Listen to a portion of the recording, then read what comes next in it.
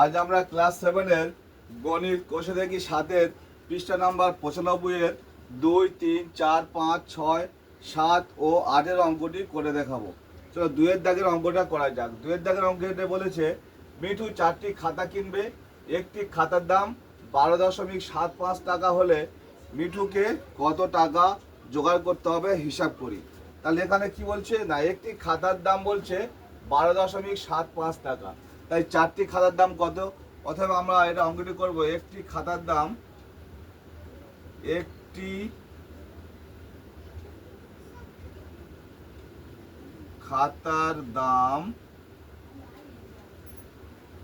12.75 টাকা। 12.75 টাকা। 4টি খাতার দাম কত?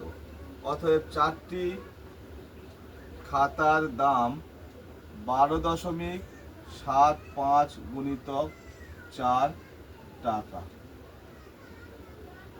সমান সমান 4 5 20 শূন্য হাতে থাকে 2, 4 7 28 আর 2 30 শূন্য হাতে থাকে 2, 4 2 8 আর 2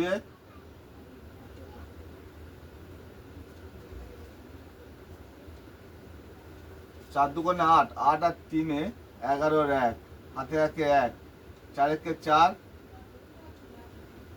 4 1 5, তাহলে 51 টাকা।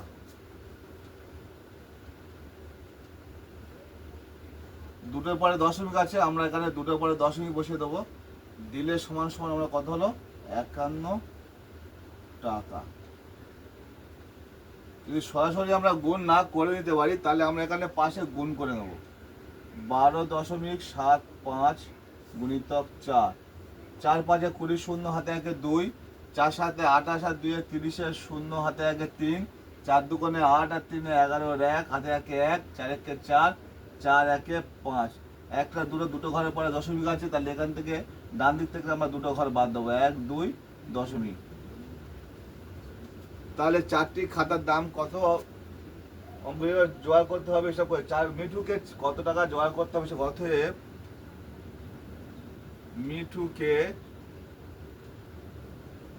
মিঠুকে 4টি খাতা কেনার জন্য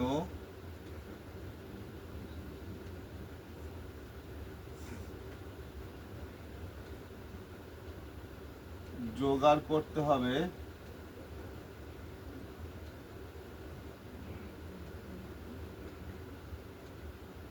51 টাকা।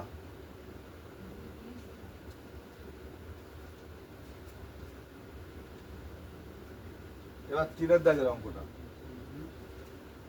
3-এর দাগের অঙ্কে বলেছে রোজিনা বিবি তার জমির 0.35 অংশ বাড়ি করেছেন, বাকি অংশের 0.2 অংশে ফুলের চাষ করেছেন। তিনি তার জমির কত অংশে ফুলের চাষ করেছেন হিসাব করি। তাহলে এখানে কি বলতে যাচ্ছে, তার জমির পরিমাণটা তো এখানে আমাদের বলে দেয়নি। জমির পরিমাণটা যেহেতু আমাদেরকে বলে দেয়নি, তাহলে আমরা জমির পরিমাণ সমান সমান ধরে নেবো আমরা 1 অংশ। এইবার তার থেকে তিনি বাড়ি করেছেন 0.35 অংশ এবং ফুলের চাষ করেছেন 0.2 অংশ। তাহলে আমরা প্রথমে কি করব, জমির পরিমাণ ধরে নেবো 1 অংশ, তার থেকে বাড়ি করেছে মানে কমে যাচ্ছে, তাহলে আমরা বিয়োগ করব 1 অংশ থেকে 0.35 অংশটা প্রথম বিয়োগ করব। করলে বাড়ি করার পরে অবশিষ্ট যে জায়গাটা পড়ে থাকবে সেটা আমরা পেয়ে যাব। তাহলে অঙ্কটা করা যাক। ধরি বা মনে করি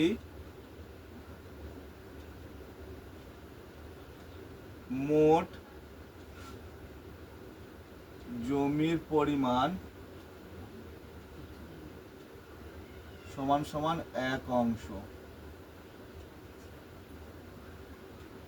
বাড়ি করেছেন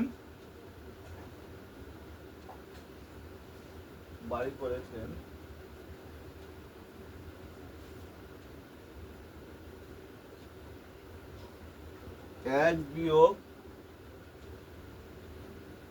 0, বাড়ি করেছেন পরিমাণটা হলো 0.3 5 অংশ। এটা তিনি বাড়ি করেছেন। এবার কি বলছে, বাকি অংশের 0.2 অংশ ফুলের চাষ করেছেন। তাহলে বাকি আছে কতটা? অতএব বাকি পড়ে আছে, বাকি জমি বাকি পড়ে আছে, জমি বাকি পড়ে আছে। বাড়িটা তৈরি করার পরে যে অবশিষ্ট জমিটা পড়ে আছে সেটাই বাকি পড়ে আছে। তাহলে আমরা বাকি পড়ে আছে বের করতে গেলে কি করতে হবে? জমির পরিমাণ হচ্ছে 1 অংশ, তাহলে 1। এবার বাড়ি করেছেন 0.3 অংশ, তাহলে 1 থেকে এটা বিয়োগ করলে যেটা পড়ে আছে সেটাই বাকি অংশ পড়ে আছে। তাহলে 1 বিয়োগ 0.3 অংশ সমান সমান 1 বিয়োগ 0.35। এটাই আমরা এই দশমিকের যেখানে দশমিকটা তুলে দিলে দশমিক জন্য আমাদের দশমিক জন্য একটা 1, আর দশমিকের পরে দুটো সংখ্যা আছে, অতএব আমরা দুটো শূন্য নিলাম। নেওয়ার পরে এখানে কিছু নেই, এর নিচে কিছু নেই, মানে ধরে নেবো আমাদের 1 আছে। তাহলে 1 আর 100 লসাগু হবে কত? 100। তাহলে 100 লসাগু। তাহলে এখানে 1 আর 1 100 ভিতরে কতবার যাবে? 100 বার যাবে। তাহলে 100 বিয়োগ এই 100 1-এর ভিতরে কতবার যাবে? 100 ভিতরে 1 বার যাবে। তাহলে 35 1 35। তাহলে 100 বিয়োগ 35 সমান সমান কত হবে? 100 থেকে 35 বাদ দিলে কত হবে? 100 থেকে 35 বিয়োগ দেবো। 5 আছে, 5 আছে কয় দাও 5 10, 5 দাও 10, হাতে 1 1, 3 1 4, 4 আছে কয় দাও 10, 6 দাও 10, হাতে 1 1, 1 1, তাই সমান সমান 65 100 এত অংশ। এবার কি বলেছে?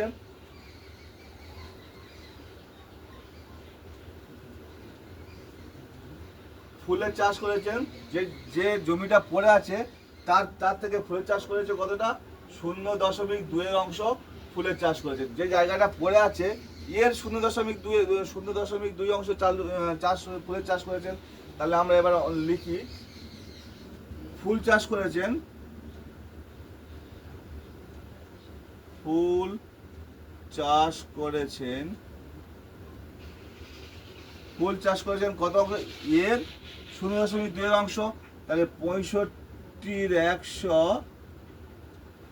এর 0.2 অংশ, আর এর মানে হলো গুণ। তাহলে আমরা লিখবো কত? 65 100 গুণিতক 0.2। 0.2 সমান সমান আমরা কি লিখতে পারি? দশমিকের জন্য একটা 1, দশমিকের পরে একটা সংখ্যা আছে, অথবা আমরা একটা শূন্য নেব। নিয়ে এবার আমরা কি করব? যেহেতু আমাদের অঙ্ক উত্তরটা কি চেয়েছে? জমির কত অংশে ফুলের চাষ করেছেন হিসাব করে দেখি। তাহলে 65 সমান সমান আমাকে 65 দুগুণে 2 5 10 0 1 1 2 6 12 1 13 130, আর 1 1 1, আর 1-এর পরে তিনটে শূন্য বসে গেল। এত অংশ ফুলের চারা চাষ করেছেন। এইবার আমাদের এটা আছে ভগ্নাংশ। আগে দশমিক ভগ্নাংশ, দশমিক থেকে আমরা ভগ্নাংশে নিয়ে এসেছিলাম। এবার এই ভগ্নাংশটাকে আমরা দশমিকে ফিরে আসবো। তাহলে এখানে একটা দুটো তিনটে ঘর আছে, তাই তিনটে ঘর বা তিনটে ঘরের আগে যদি আমরা একটা দশমিক বসিয়ে দিই, তাহলে এটা সমান সমান কত হবে? 0.13 অংশ।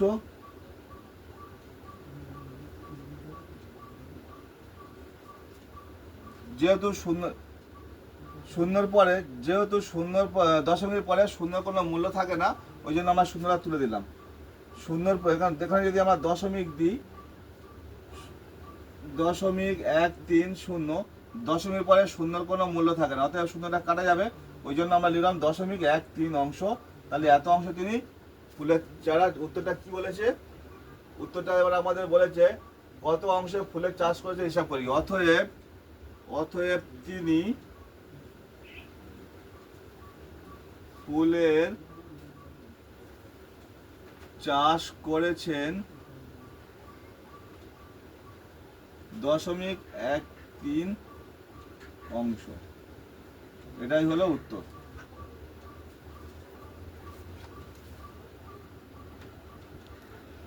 এইবার আমরা 4 দাগের অঙ্কটা করব। 4 দাগের অঙ্কে বলেছে আমার কাছে 150 টাকা আছে, আমার টাকার 0.3 অংশ দিয়ে খাতা কিনলাম এবং আমার টাকার 0.4 অংশ দিয়ে গল্পের বই কিনলাম। এখন আমার কাছে কত টাকা পড়ে আছে হিসাব করি। তাহলে এখানে বলছে যে আমার কাছে 150 টাকা আছে, সেই টাকার কিছু অংশ দিয়ে কি করছি, বই কিনেছি। সেই টাকার কত অংশ না 0.3 অংশ দিয়ে খাতা কিনলাম এবং 0.4 অংশ, সেই টাকার 0.4 অংশ দিয়ে আমি গল্পের বই কিনলাম। এখন আমার কাছে কত টাকা পড়ে আছে হিসাব করে দেখি। তাই 4 দাগে কি বলছে, আমার কাছে টাকা আছে, অতএব টাকা আছে, টাকা আমার কাছে লিখো, আমার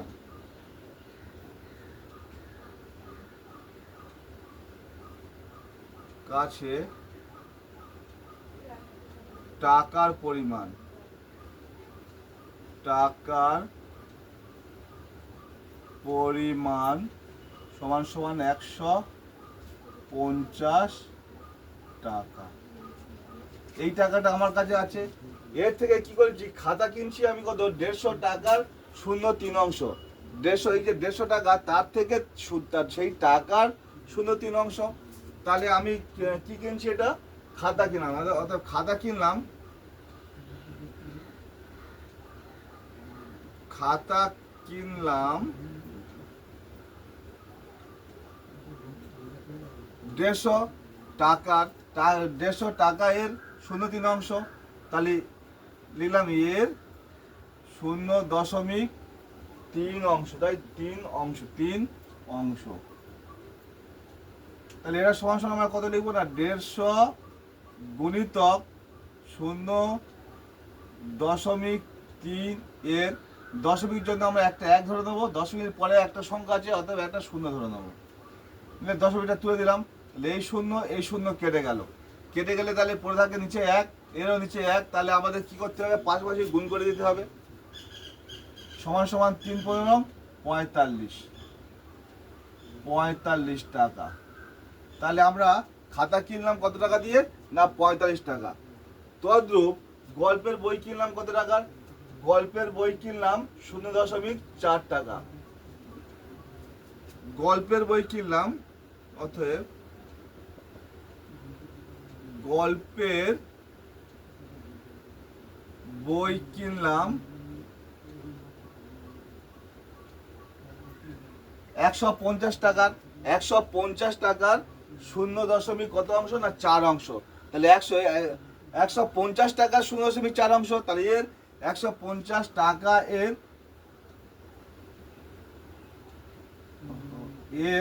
0.4 অংশ সমান সমান আমরা কি লিখবো, 150 এর মানে হলো গুণ 0.4 এর দশমিক জন্য একটা 1, দশমিকের পরে যেহেতু একটা সংখ্যা, তাহলে আমরা একটা 0 নেবো, নিয়ে দশমিকটা আমরা তুলে দিলাম, দিয়ে এই 0 আর 150, এই 0 কেটে গেল, 0 কেটে গেলে পড়ে থাকে কি 15টা, 15 আর 4 পড়ে আছে, তাহলে এরা দুজন পাশাপাশি আছে, অথবা আমরা এটাকে গুণ করে দেবো, 4 15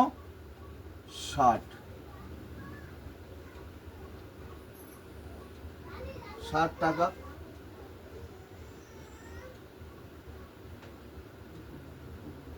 এবার কি বলছে, এখন আমার কাছে কত টাকা পড়ে আছে। তাহলে আমার কাছে এখন কত টাকা পড়ে আছে, আমার কাছে ছিল কত, মোট 150 টাকা। খরচ করেছি আমি কি, খাতা কিনেছি 45 টাকা, গল্পের বই কিনেছি 60 টাকা। তাহলে এই খরচ দুটো যদি যোগ করে দিই, যোগ করে দিলে আমাদের মোট খরচের পরিমাণটা পেয়ে যাব। মোট খরচের পরিমাণ যখন আমরা পেয়ে যাব, আর আমার কাছে কত টাকা ছিল, তাই তার সাথে মোট খরচটা যদি বিয়োগ করে দিই, তাহলে আমরা উত্তরটা পেয়ে যাব। তাহলে আমার কাছে কত, অতএব আমার কাছে টাকা আছে, অতএব আমার কাছে টাকা পড়ে আছে, আমার কাছে টাকা পড়ে আছে, তাহলে আমাদের মোট টাকা ছিল কত, 150, তাহলে 150 টাকা মোট, বিয়োগ খরচ করেছি প্রথম 45, আবার খরচ করেছি 60, তাই বিয়োগে যোগ 60 টাকা সমান সমান 150 বিয়োগ 45 আর 60, 5 করতে 5, 6 4 10, 105। তাহলে 150 থেকে 105 টাকা বিয়োগ করলে কত হবে? 5 যে কত 10, 5 দাও 10, হাতে 1 1, 1 আছে কত 5, 4 দাও 5, হাতে 1 1, 1 মিলে 45 টাকা, 45 টাকা। অতএব আমার কাছে টাকা পড়ে আছে 45 টাকা। এটাই উত্তর।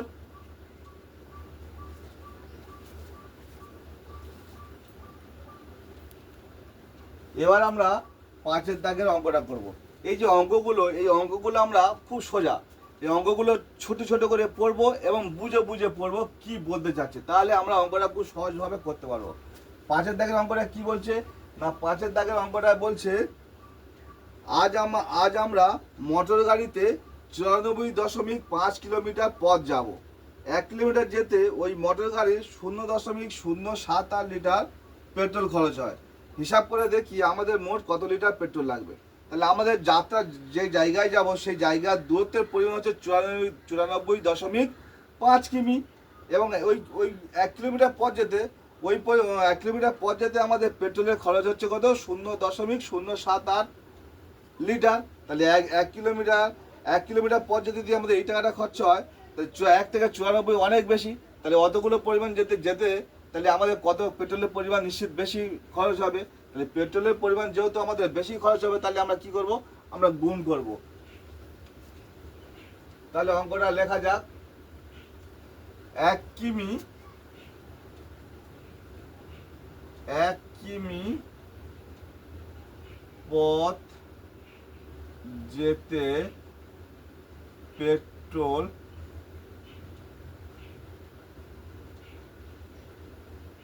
লাগে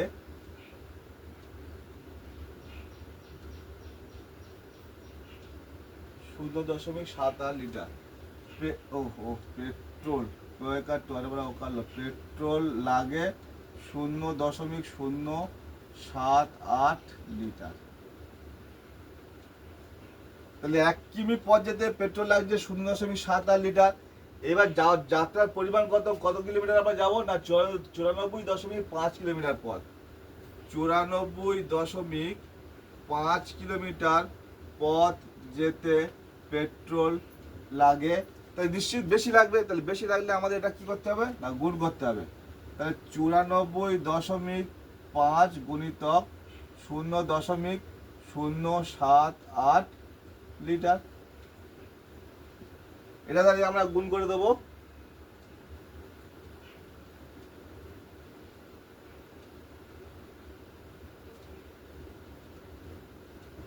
এটা একটু ঘুরে যাচ্ছে। 0.078 গুণিতক 94.05 লিটার। তাহলে আমরা এটা গুণ করবো। গুণটা একটু রাফে করে নিই, মাঝখান দিয়ে তোমরা সাইডে ডান সাইডে এরকম রাফে করে দেবে। তো 94.5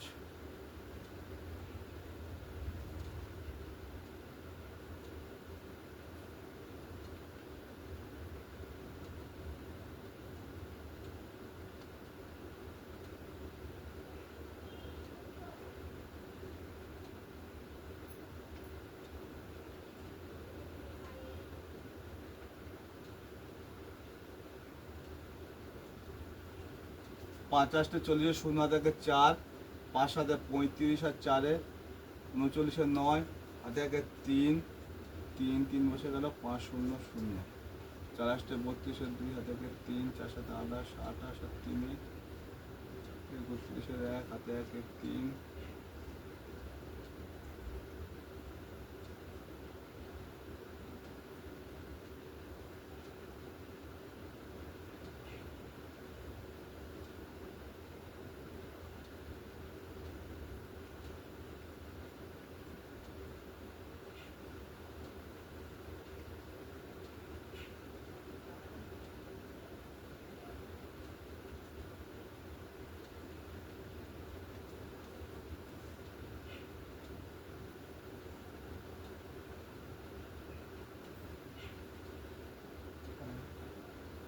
তাহলে আমাদের গুণফল হলো কত? 073 710। আর আমাদের দশমিক নিচে একটা আছে, উপরে তিনটে, তিনটে একে চারটের পরে দশমিক, তাহলে 1 2 3 4 ঘর, তাই 7.371 উত্তর সমান সমান 7.371 লিটার। এটাই উত্তর। তাহলে আমরা উত্তরটা লিখব, অতএব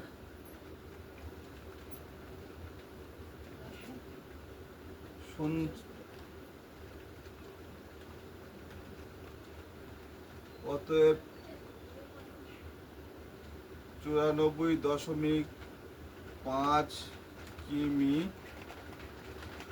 পথ যেতে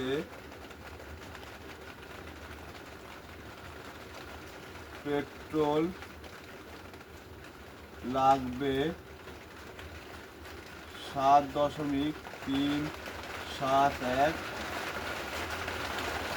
লিটার।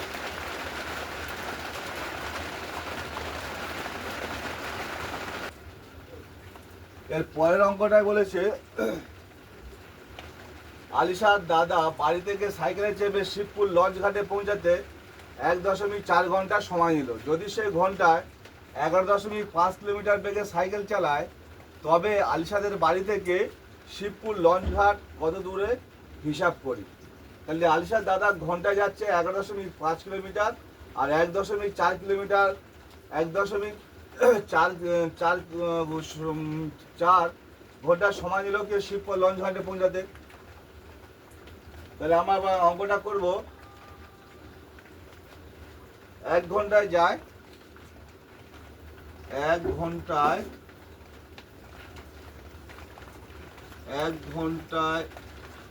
যায় কত, 11.5 কিলোমিটার, 11.5 কিমি। এইবার যাচ্ছে 1.4 ঘন্টায় যায়, তাহলে 11.5 গুণিত নিশ্চয় বেশি যাবে, 1.4 কিমি। তাহলে 11.5 আর 1.4 আমরা গুণ করব, 4 5 20, শূন্য হাতে একে 2, 4 একে 4, 4 আর 2 6, 4 একে 4, 1 5 5, 1 1 1, 1 1 1, 0 5 আর 6 11, 1 হাতে একে 1, 1 1 2 আর 4 6, 1 দুটো ঘরের 1 1 2 দুটো ঘরের আগে আমরা দশমিকটা বসিয়ে দেবো, এই 1 1 2, তাহলে দুটো শূন্যটা কেটে গেল, অতএব সমান সমান কত হলো, আর 16.1 কিমি। তাই উত্তরটা কি চেয়েছে আমাদের, আলিশাদের বাড়ি থেকে শিবপুর লঞ্চ ঘাটের কত দূরে হবে হিসাব করি। অতএব উত্তরটা আমরা লিখবো, অতএব আলিশাদের বাড়ি থেকে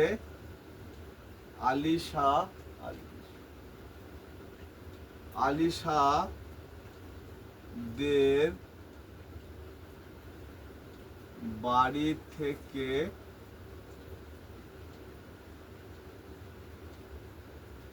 শিবপুর লঞ্চ ঘাটের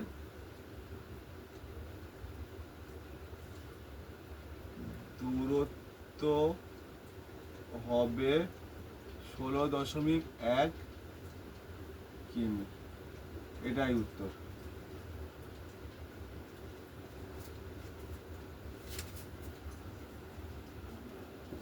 পরের দাগে 7 অঙ্কটা এবার আমরা করব। 7 অঙ্কটা কি বলেছে না, মা আমাকে 2.5 কিগ্রা ডাল কিনে আনতে বললেন। 1 কিগ্রা ডালের দাম 62.50 টাকা হলে কত টাকা নিয়ে দোকানে যাব হিসাব করি। তাহলে আমাদের ডালের পরিমাণ করতে বলেছে না 2.5 কিগ্রা, আর 1 কিলো ডালের দাম বলেছে 62.50 টাকা। ডালের পরিমাণ বেশি আছে, তাহলে বেশি হচ্ছে মানে তাই টাকাও বেশি লাগবে। বেশি লাগলে কি হবে, আমাদের গুণ করতে হবে। তাহলে 1 কিগ্রা ডালের দাম, 1 কিগ্রা ডালের দাম, 1 কিগ্রা ডালের দাম বলেছে 62.50 62.50 টাকা। ডাল কিনে আনতে বলেছে কত? 2.5 কিগ্রা। এই ডালের দাম কত হবে? বেশি হবে, 62.50 গুণিতক 2.5 টাকা। 62.50কে আমরা গুণ করব 2.5, 5 শূন্য শূন্য, 5 5 25, 5 হাতে একে 2, 5 দিয়ে 10 আর দিয়ে 12, 2 হাতে একে 1, 5 6 30 আর একে 31, 2 0 0, 2 5 10 0 হাতে একে 1, 2 দিয়ে 4 একে 5, 2 6 12, 0 5 2 5 একে 6, 2 3 5 1।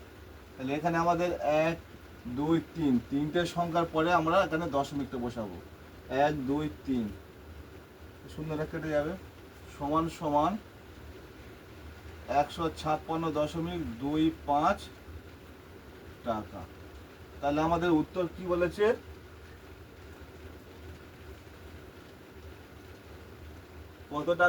কত টাকা নিয়ে দোকানে যাব হিসাব করি। অতএব 2.5 কিগ্রা ডাল কিনতে 156.25 টাকা নিয়ে দোকানে যাব।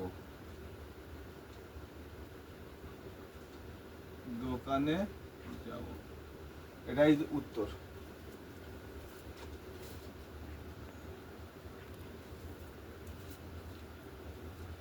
পরের অঙ্কটা বলেছে 8 দাগে একটি সমবাহু ত্রিভুজের পরিসীমা 14.4 সেমি। ওই সমবাহু ত্রিভুজের একটি বাহুর দৈর্ঘ্য কত সেমি তার দশমিক সংখ্যায় লিখি। তাহলে একটা সমবাহু ত্রিভুজ কাকে বলে? যার তিনটে বাহু সমান তাকে সমবাহু ত্রিভুজ বলে। তাই তিনটে বাহুর দৈর্ঘ্য যদি একই, তা তিনটে বাহুর দৈর্ঘ্য কত? 14.4 সেমি। তাহলে একটা বাহুর দৈর্ঘ্য কত? তাহলে একটা বাহুর দৈর্ঘ্য নিশ্চয়ই 14.4 থেকে কম হবে। তাহলে আমরা কি করবো? এটা ভাগ করে দেবো। তাহলে আমরা লিখবো সমবাহু ত্রিভুজের তিনটি বাহুর দৈর্ঘ্য কত? সমবাহু ত্রিভুজের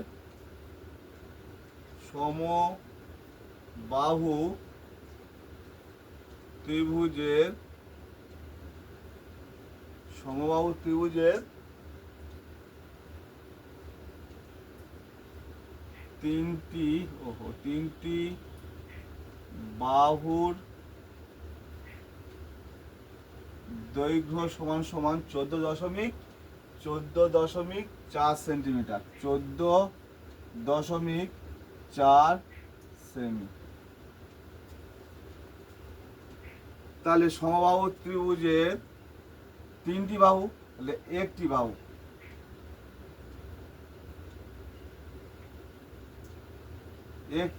বাহুর দৈর্ঘ্য কত হবে?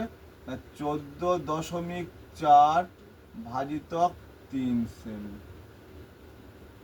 তাহলে এটা আমরা কিরকম ভাবে ভাগ করব? 14.4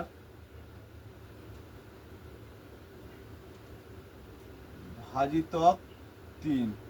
তাই দশমিক জন্য একটা 1, দশমিকের পরে একটা সংখ্যা যেহেতু আছে আমরা একটা শূন্য বসিয়ে দেবো। তাহলে এটা সমান সমান কি? যেহেতু আমাদের ভাগের চিহ্ন আছে, তাহলে ভগ্নাংশে ভাগটা আমরা কিভাবে করবো না, ভাগটা গুণের চিহ্ন দিয়ে উল্টে দেবো। 44 গুণিতক 1/3। 3কে 44 কাটে 3 4 12, 3 4 12, 2 24, 3 8 24 সমান সমান কত হলো? 48/10। যেহেতু আমাদের দশমিক ভগ্নাংশে প্রকাশ করতে বলেছে, তাহলে আমাদের এখানে কি হবে? একটা দশমিকের জন্য একটা 1, আর দশমিকের পরে যে কটা সংখ্যা থাকবে সেই কটা শূন্য। তাই একটা সংখ্যার আগে একটা দশমিক দিয়ে দেবো। কিংবা আমরা এখানে ভাগও করে নিতে পারি। সমান সমান উত্তর হলো কত? 4.8 সেমি।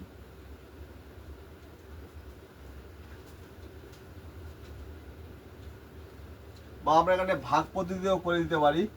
তোমার 3কে আমরা ভাগ করব 14.4, 3 14 বলে 3 4 12, 2 দশমিকটা উঠে গেল, 4 নামলো, 3 আসতে 24, এত সেমি। অতএব আমি উত্তর লিখব, অতএব সমবাহু ত্রিভুজের একটি বাহুর দৈর্ঘ্য সমান সমান 4.8 সেমি। এটাই উত্তর। আমরা এই দুটোর মধ্যে যে কোনো একটা পদ্ধতিতে ভাগটা করে দেখিয়ে দেবো। ঠিক আছে, আজকে এই পর্যন্ত। পরের অঙ্কগুলো আমি নেক্সট ভিডিওয়ে অবশ্যই করে দেখাবো। আর ভিডিওটা যদি ভালো লাগে একটা লাইক করো, কমেন্ট করো। সবশেষে সকলে ভালো থেকো ও সুস্থ থেকো।